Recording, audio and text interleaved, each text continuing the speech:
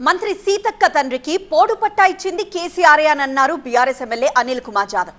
దీనికి సీతక్క కౌంటర్ ఇచ్చారు.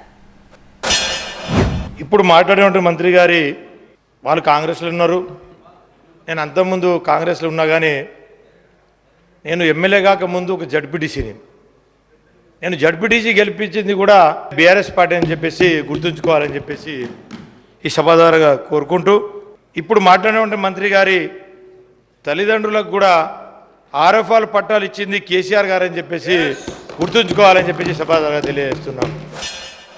నా తల్లి తండ్రి 2006 అటవీ హక్కుల చట్టానికి అర్హులు.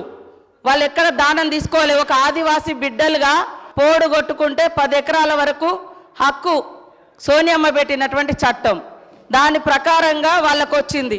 ఏది దానం రాలే. నా తండ్రి రెక్కలు ముక్కలు చేసుకొని అడవి కొట్టుకొని బతికే తండ్రి. ఈ రోజు కూడా మా నాన్న రోజు గుట్టకే పోతాడు సార్. నేను మంత్రినైనా ఎమ్మెల్యే అయినా రోజు అడవికి వెళ్ళి మా ఊర్లో పోయి ఎంక్వైరీ చేయండి.